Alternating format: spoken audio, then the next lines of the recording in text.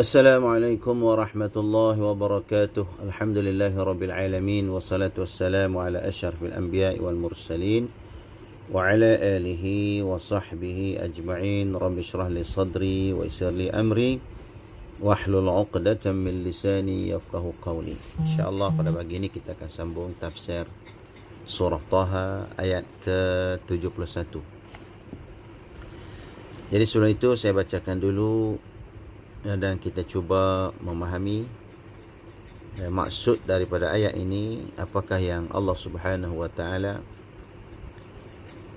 memberitahu kepada kita dan memberi bimbingan kepada kita dalam ayat yang ke-71 dalam kisah Nabi Musa alaihissalam bila berhadapan dengan Fir'aun.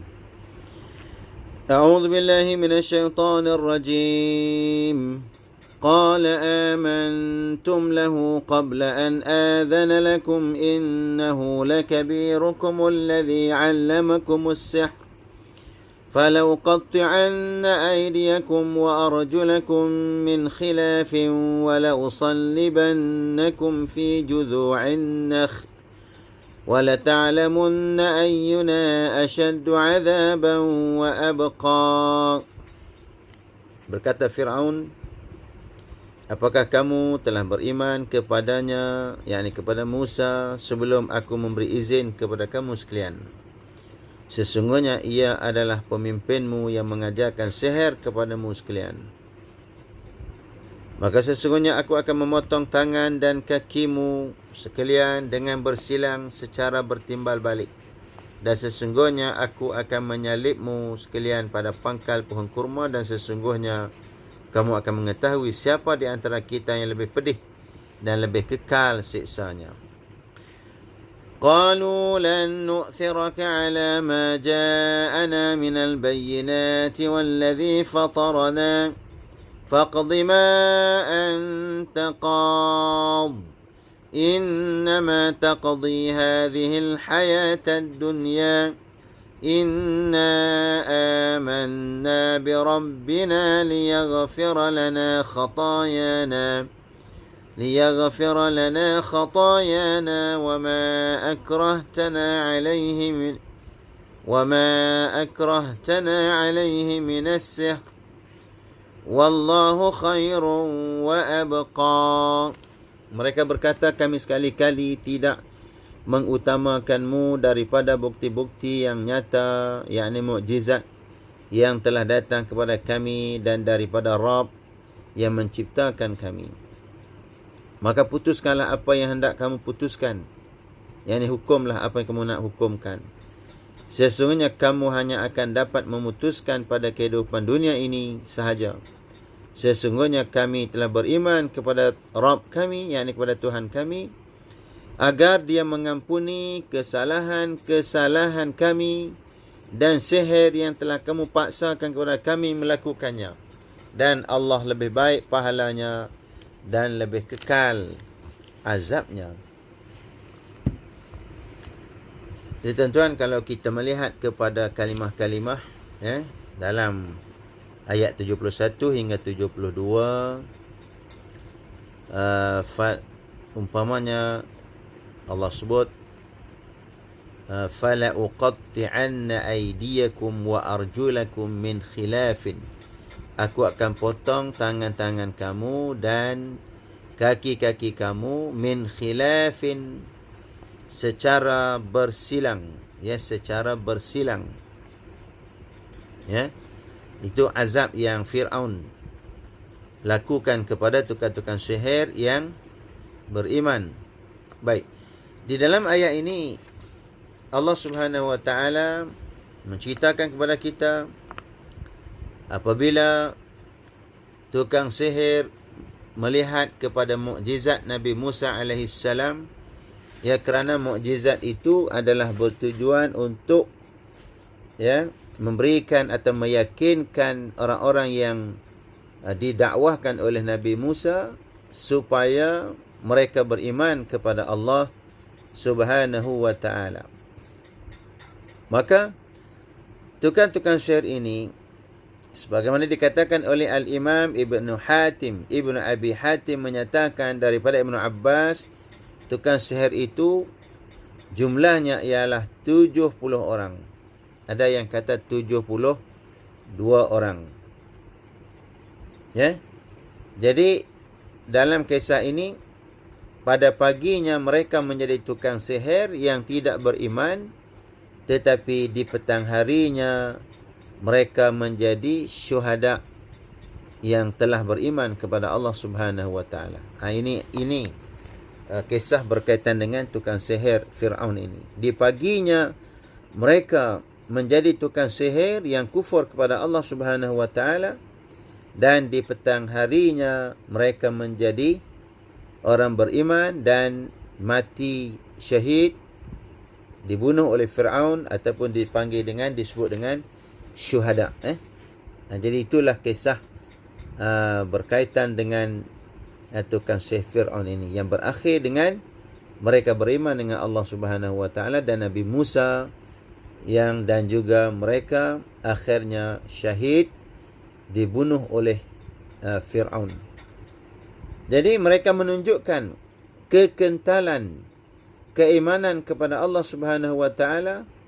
Ya, keimanan mereka adalah seperti gunung, tidak bergoyang dengan ancaman-ancaman daripada Firaun.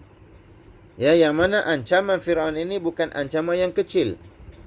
Ya, di mana sebagaimana Allah ceritakan, ya, Firaun ini, apa yang Firaun akan lakukan? Fala uqatti'anna aydiyakum. Allah menceritakan Firaun, dia kata apa? Fala uqatti'anna aydiyakum. Aku akan potong tangan kamu, kaki kamu secara bersilang. Wala usallibannakum fi juzu'in nakhli. Dan aku akan salib kamu di juzu'in nakhli, iaitu di pangkal pokok kurma. Dan kamu akan tahu azabku adalah siksaan yang berkekalan, kata Firaun. Lalu tukang sihir ini dengan keimanan yang seperti gunung, walaupun baru masuk Islam, baru beriman, tapi keimanan mereka sudah kuat. Lalu mereka mengatakan, qalu lan nu'thiraka ala ma ja'ana minal bayyinat. Kata mereka, kami tidak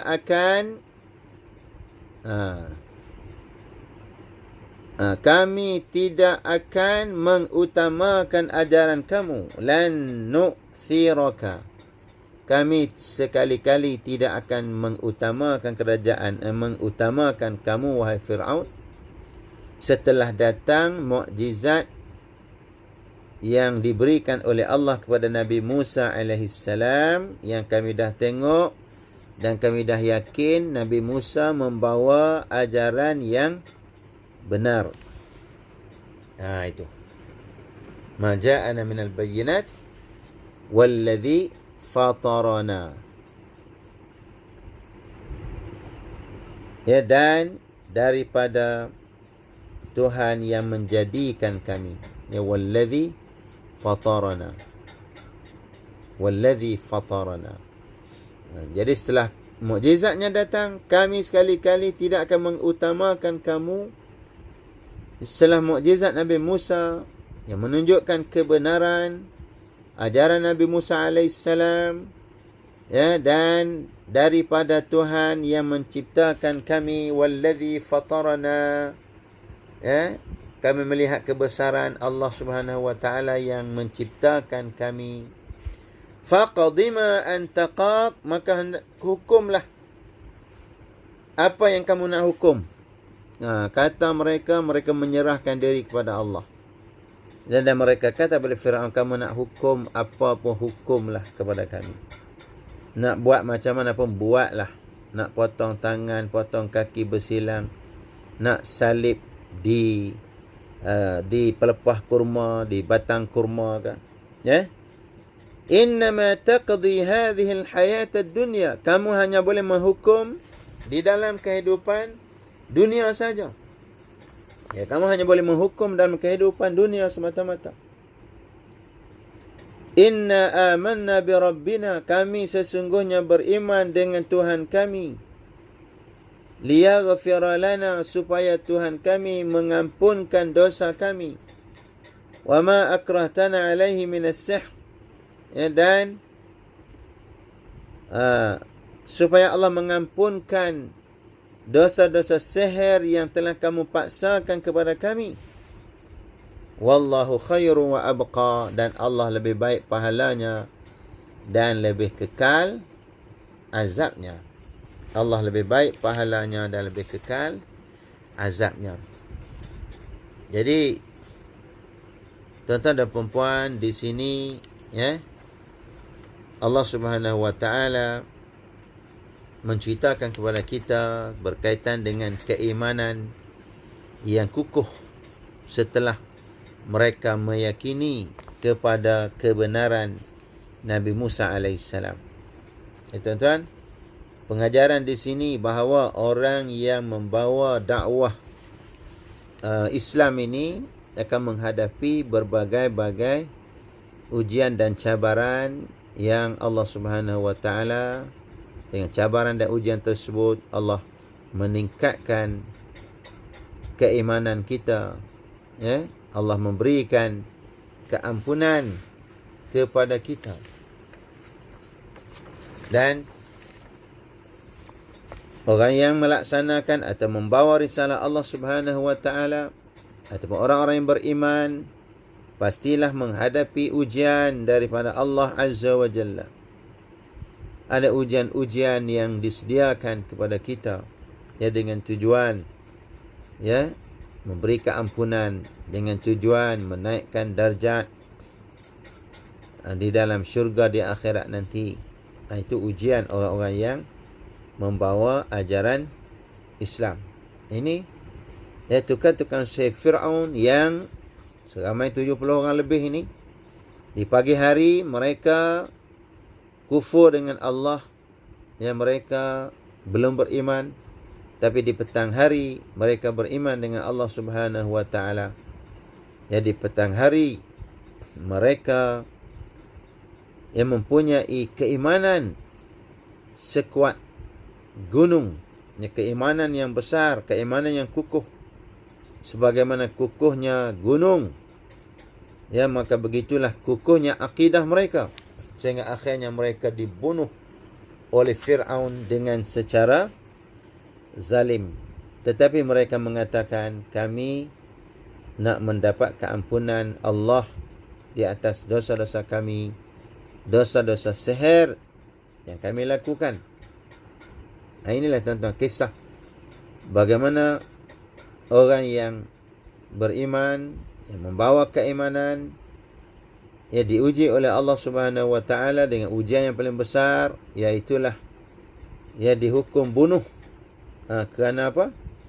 Kerana hanya semata-mata mengingat kepada Allah dan juga beriman kepada Allah Subhanahu wa taala. Baik, yang kedua, orang-orang yang beriman, mereka amat mengharapkan keampunan Allah Subhanahu wa taala terhadap dosa-dosa yang mereka lakukan. Jadi kita beriman dengan Allah Subhanahu wa taala, ya, kita mesti meletakkan di dalam hati kita harapan, ya, satu pengharapan untuk supaya Allah mengampuni dosa-dosa kita. Ya, kerana tidak ada nikmat yang paling besar selain daripada mendapat keampunan Allah daripada dosa-dosa yang kita lakukan. Ya. Kerana apa? Manusia ini tidak sunyi daripada dosa dan kesalahan. Innal insan la yakhlu minal khata'i wan nisyan. Manusia itu tidak sunyi daripada kesalahan dan kelupaan. Ya. Karena itulah kita mesti memohon keampunan Allah, mengharapkan keampunan Allah, memohon kepada Allah Subhanahu wa taala agar diberikan keampunan, dan memperbanyakkan istighfar kepada Allah taala di dalam kehidupan, dalam setiap kehidupan harian kita. memperbanyakkan istighfar. Ya, astaghfirullahal azim alladzi la ilaha illa huwal hayyul qayyum wa atubu ilaih. Banyakkan istighfar kepada Allah Subhanahu wa taala. Dikatakan bahawa Nabi Muhammad sallallahu alaihi wasallam dalam satu hari beristighfar lebih daripada 70 kali. Maka kita, di mana istighfar kita? Berapa kali kita beristighfar kepada Allah? Perbanyakkanlah istighfar kepada Allah Ta'ala, ya, untuk kita mendapat keampunannya. Jadi kita beruntung di akhir zaman, ya, berada di bawah sebuah negara Islam yang meletakkan agama Islam sebagai agama rasmi dan menjadi pegangan, maka kita tidak diburu oleh pemerintah. Tidak sebagaimana orang-orang dahulu nak beriman, maka memerlukan kepada pengorbanan yang sangat besar. Jadi kita zaman ini untung, ya, kerana kita tidak perlu mengharungi ujian yang besar, ya, untuk kita beriman dengan Allah dan untuk kita mendapat keampunan, ya, dan rahmat daripada Allah Subhanahu wa taala. Jadi itulah ayat 71 sehingga 73, mudah-mudahan, ya, kita dapat mengambil iktibar dan pengajaran. Wallahu alam. Assalamualaikum warahmatullahi wabarakatuh.